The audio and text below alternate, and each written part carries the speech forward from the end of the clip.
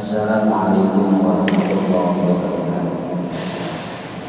Alhamdulillah wa syukurillah wa binikmatillah. La hawla wa la quwwata illa billah. Rabbi shrah li sadri wa yassir li amri wahlul 'uqdatam min lisani yafqahu qawli. Kepada yang kami muliakan sedang jamaah Masjid Agung Kami yang dirahmati Allah Subhanahu wa taala. Seperti biasa setelah melaksanakan sholat zuhur, mari kita sejenak mengikuti kajian tafsir Asy-Syafi'i selama kurang lebih 7 menit ke depan. Marilah kita bersama-sama niat berkah di masjid ini dan niat berlaku ini agar untuk kita bersama oleh Allah dicatat sebagai ibadah.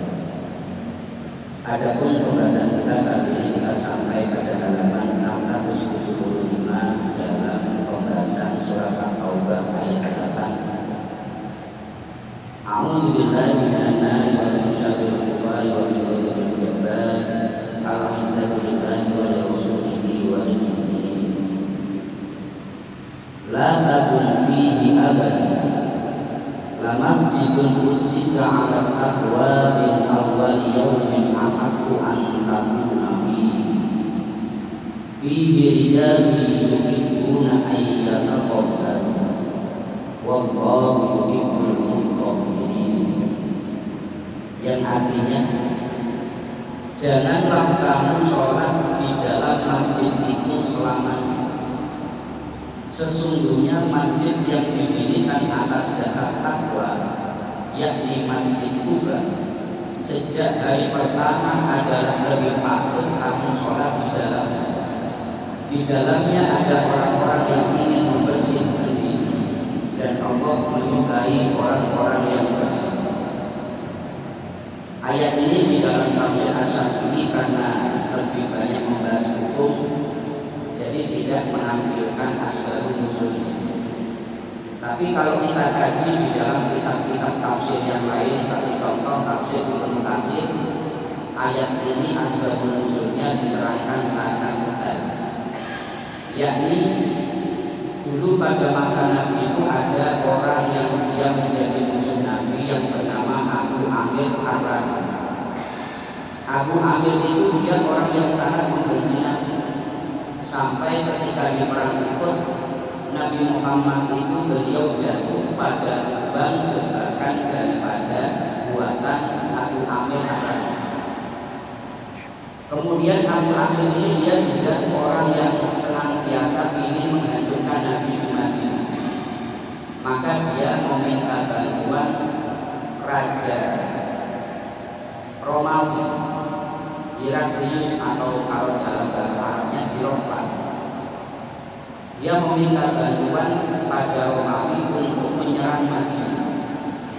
Ketika dia berada di Romawi itu, maka dia memberikan informasi kepada pengikutnya yang ada di Madinah. Kamu di Madinah bersiap-siaplah. Nanti ketika saya datang ke Madinah dengan membawa pasukan dari Romawi untuk mengalahkan Muhammad, maka pasukan daripada Abu Amir yang di Madinah itu mereka membuat benteng pertahanan, tapi disamarkan dengan bentuk masjid.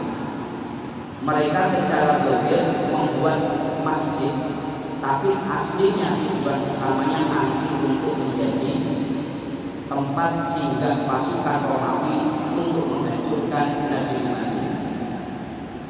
Karena zahirnya adalah masjid, maka orang-orang daripada pengikut Abu Amir ini minta kepada Nabi, tolong Anda sholat di masjid kami ini. Tapi Nabi Muhammad saat itu akan perang Tabuk. Maka Nabi Muhammad menjanjikan, nanti kalau aku setelah pulang dari Tabuk.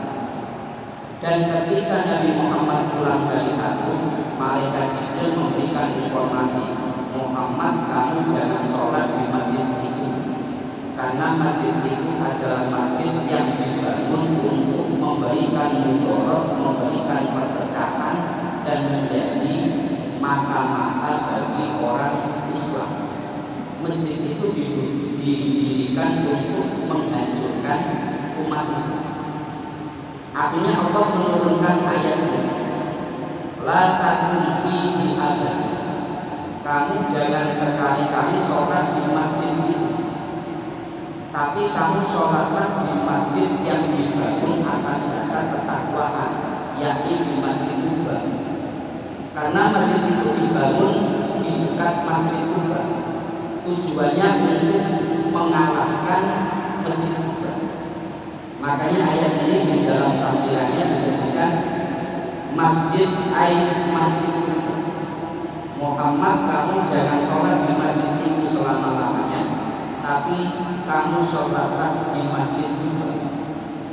Setelah turun ayat ini, Nabi Muhammad akhirnya memerintahkan para sahabat untuk merobohkan masjid itu.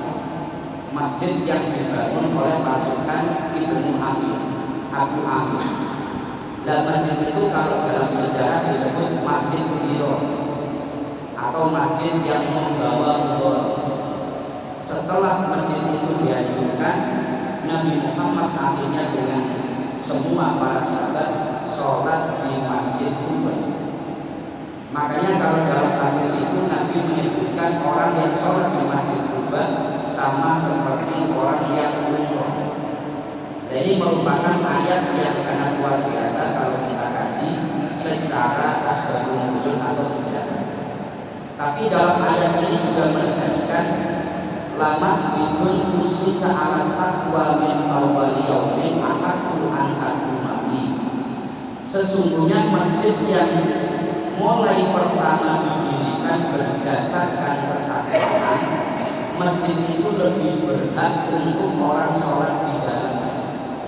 Jadi kita sholat di masjid yang paling berhak kita sholat di dalamnya itu masjid mana? Adalah masjid yang dibangun atas dasar ketakwaan.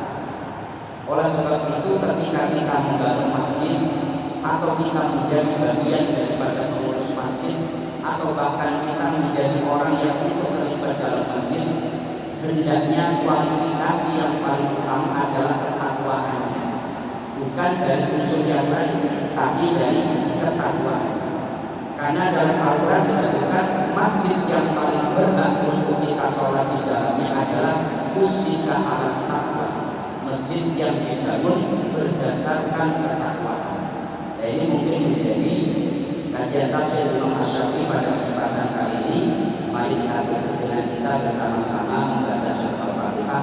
Semoga Allah senantiasa memberikan kita semuanya kesehatan dan semoga Allah senantiasa memudahkan urusan-urusan kita bersama. Al-Fatihah. A'udzubillahi minasyaitonir rajim. Bismillahirrahmanirrahim. Alhamdulillahirabbil alamin arrahmanir rahim maliki yaumiddin. Iyyaka na'budu wa iyyaka nasta'in ihdinas siratal mustaqim siratal ladzina an'amta 'alaihim ghairil maghdubi 'alaihim waladdallin. Kurang lebihnya dari kami mohon maaf. Akhirul qauli wallahu